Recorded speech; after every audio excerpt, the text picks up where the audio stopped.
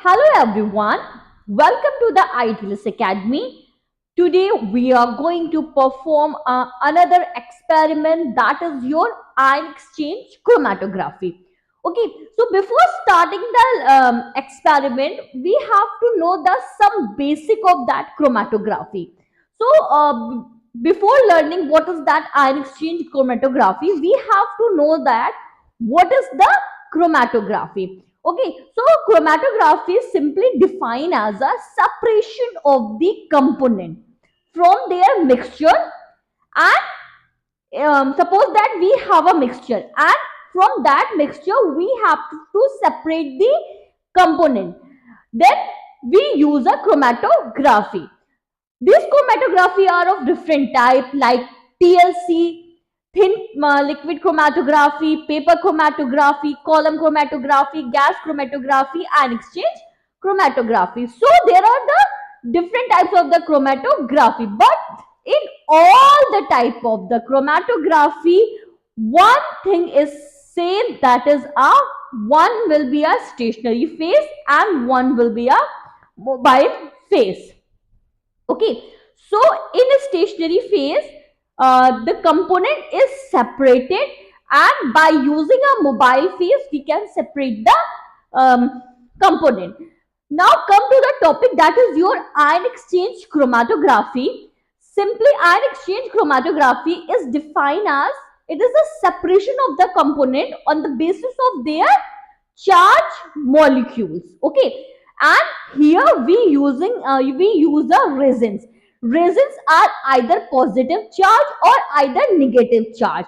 If the resins are positive charge, then it will separate the negative molecules, and if the resins are negatively charged, then it will separate up positive molecules. Okay, so in today's experiment we have to separate the protein.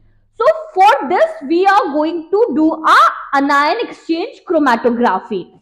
In anion exchange chromatography, the resins that we are use here are positively charged, and these positively charged resins make a bond with the negative particles present into a sample, and by using a mobile phase, these proteins are separated. So basically, the ion exchange chromatography is uh, defined as a process by which a mixture of similar charge ion can be separated by using an ion exchange resins, which exchange the ion according to their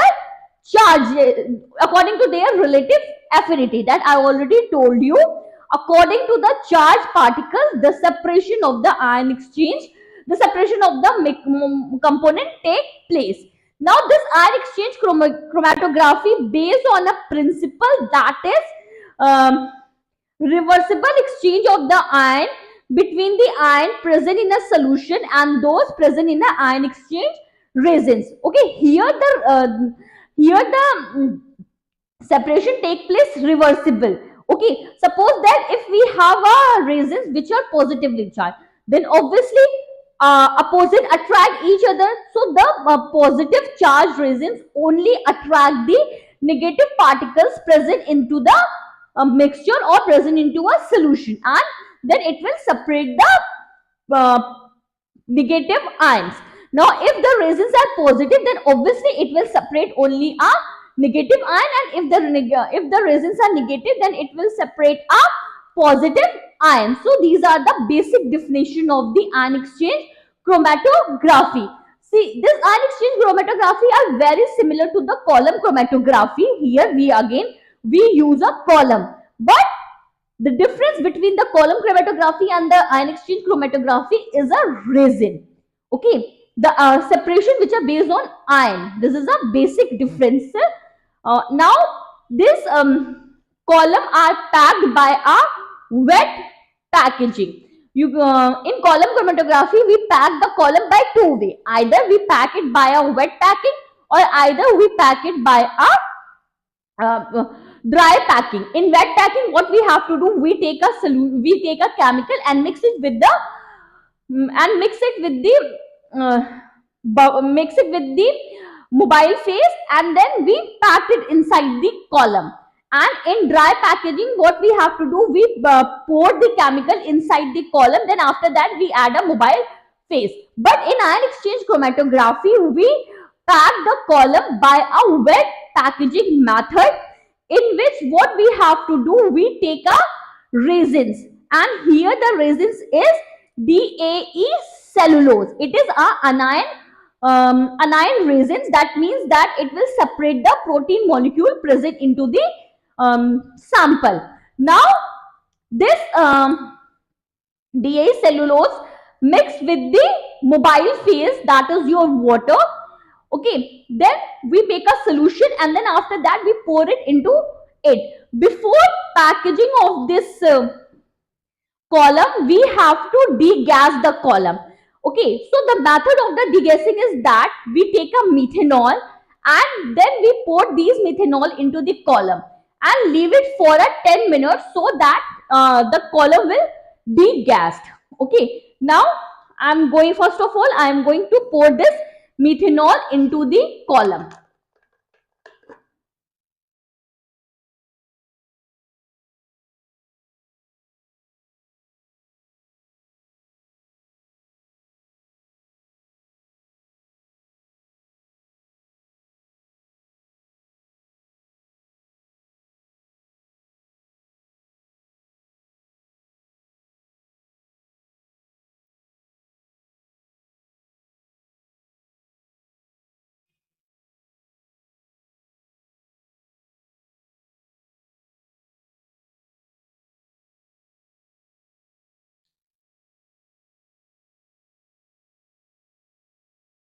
Now, after filling the methanol into the column, we leave this column for a 10 minutes, so that it will degas.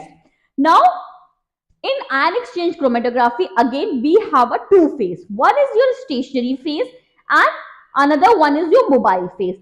Mobile phase carry a component which come out from the stationary phase, and this component travel that phase, that is called a stationary phase. Okay, so I already told you, here we form a bed, and the bed will be around 1 centimeter thick. Okay, then for that what we have to do, we take a DAE cellulose around 2 gram and mix it with the 10 ml of distilled water. Then after 10 minutes, when it is degassed, we pour this DAE cellulose into the column and leave it for a drying. When it is dry, a water component come the upper of the column like this. Suppose that if this layer is a DAE cellulose, then the water component will be here. So for this, what we have to do, we uh, remove the water from the column.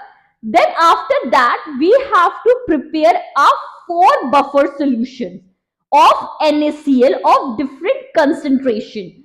Okay, like different concentration means that we have to prepare 25 millimolar of NaCl in 10 ml of distilled water, then 50 millimolar of NaCl in 10 ml of distilled water, then 100, and then 150 millimolars of that NaCl in 100 ml of distilled water.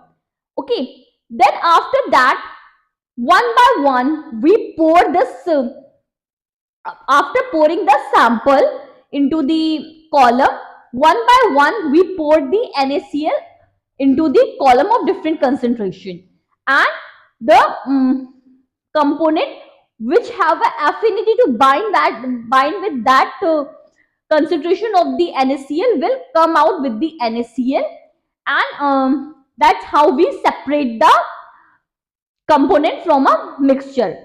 So after 10 minutes we will do it. Now after 10 minutes, when I remove this methanol from this column, after that I am going to prepare a DAE cellulose. So for this we required a 10 ml of distilled water,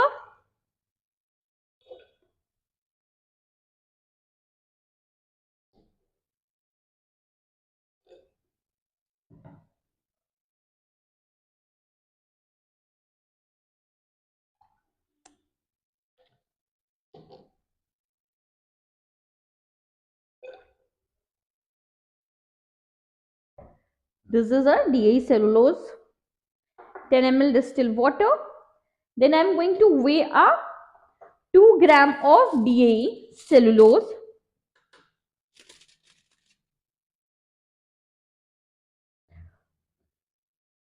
Here the weight. Then take a 2 ml of DI cellulose.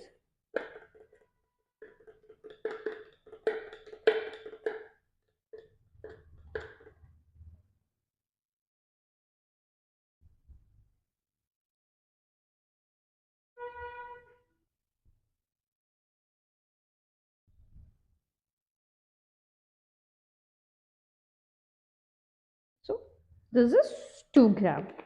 Now mix this 2 gram DI cellulose into a 10 ml of distilled water. When it is properly mixed, then we add this DI cellulose into a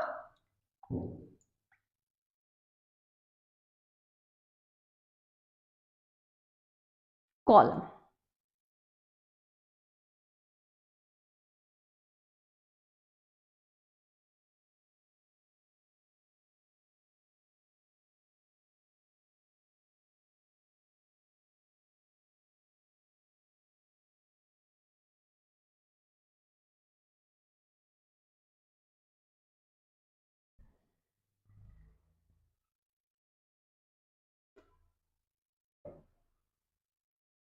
See, this is how we pour the DI cellulose into the column. Now you can see that this is a water layer, and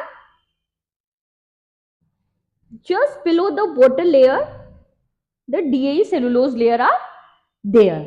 Okay, then we have to leave it for the solidification, and at that time I am going to prepare a NaCl solution of 25 millimolar, 50 millimolar, 100 millimolar and 150 millimolar.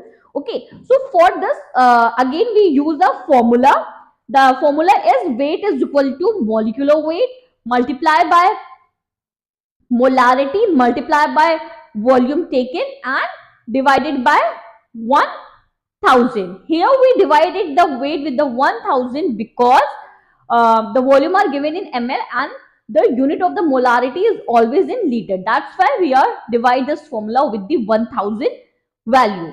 Okay, then after that we are going to prepare the solution of different molarity, and for this we are already calculated the weight. For 25 millimolar we use a weight around 0.14 gram in 10 ml of distilled water. So let's start by weighing.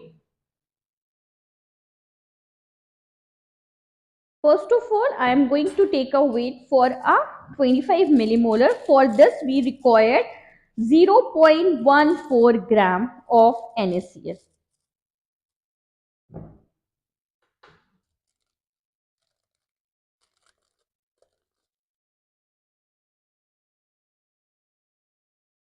Tear the weight.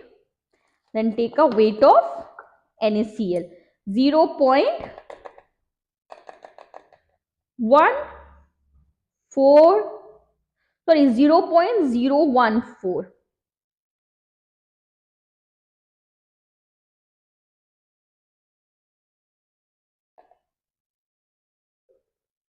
We have to take a weight very carefully because the weight is very less. We have to take only 0.014.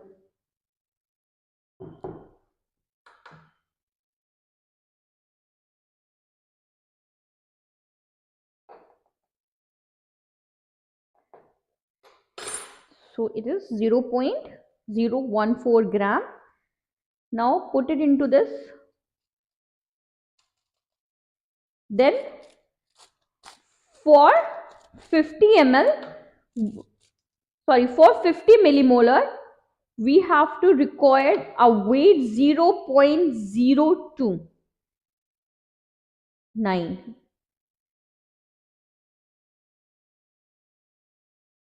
That is 0.029. For each concentration, we required a volume 10 ml.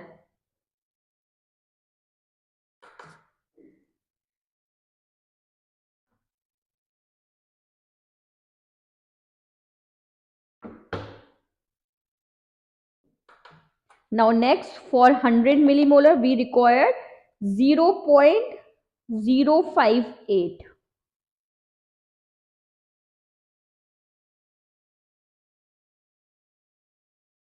0.3.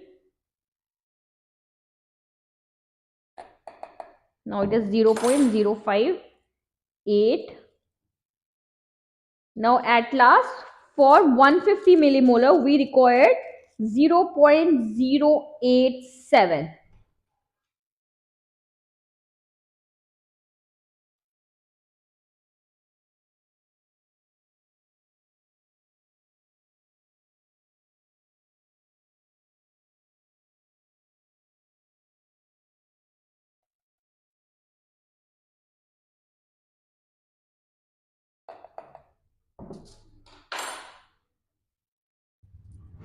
Now add 10 ml of distilled water into each beaker.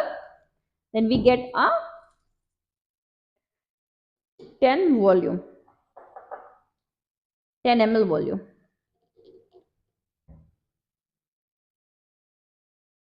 At that time, this cellulose will solidify.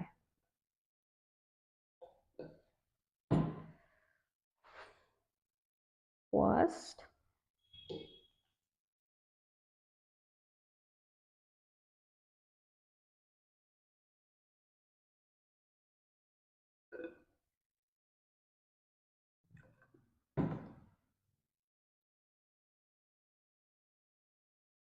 second,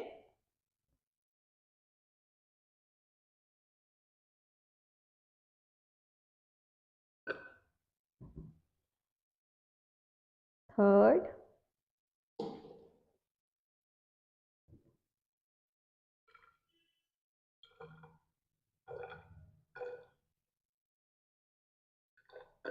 and at last, fourth. Now mix all these beakers so that NaCl will be mixed properly. This is 150 millimolar NaCl solution. This is 100 millimolar NaCl solution. This is 50 millimolar NaCl solution. You can see that. And this is 25 millimolar solution. Now in a column, you can also see that the level of the DAE cellulose and the water are separated. This is water level. We have to remove this water level when it is solidified. So we have to wait for the solidification. Now when this bed are solidified, I remove the water from the column. You can see that the water are removing.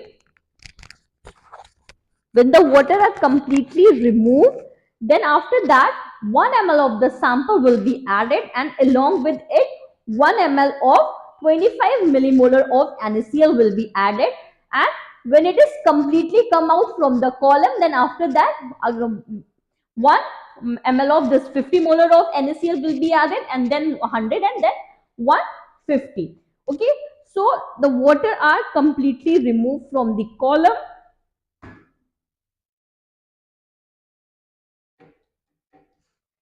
Now I am going to pour the 1 ml sample into the column.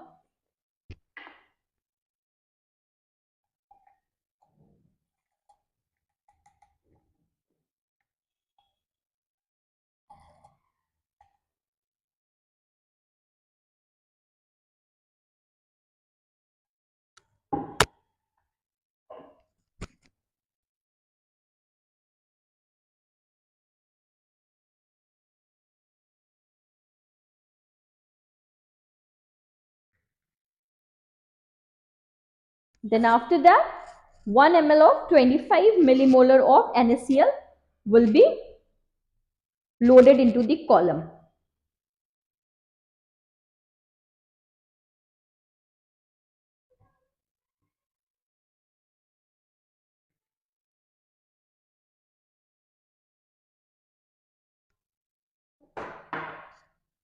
Now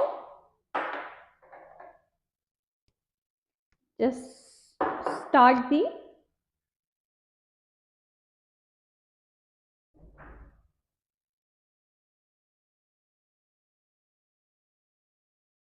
slowly.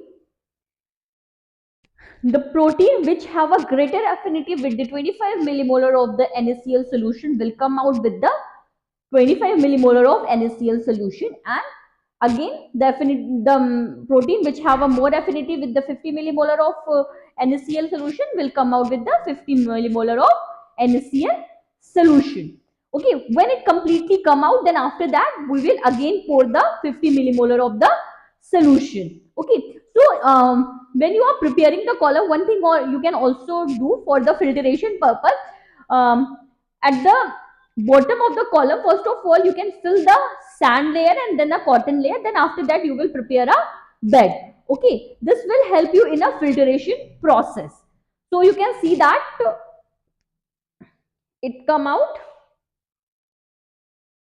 Now when it is completely come out from the column, then again we will add a buffer solution of 50 millimolar of NaCl solution. Now it is completely removed. Then after that I am going to add another solution, that is your 50 millimolar of NaCl solution. See, we get this amount of protein. Now I am going to add a 50 millimolar of NaCl solution.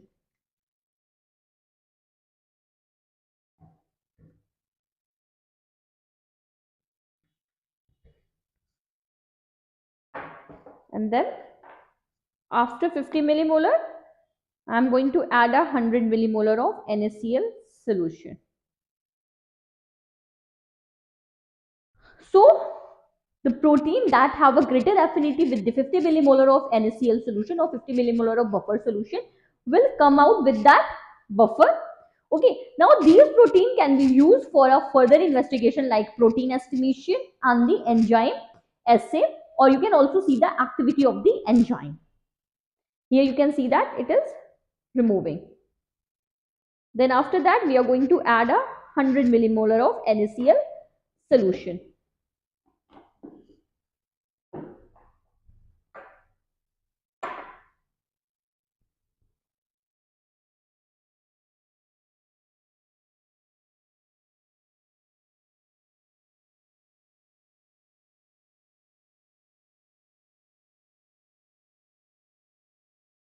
Now we get all the protein with their concentrated buffer solution.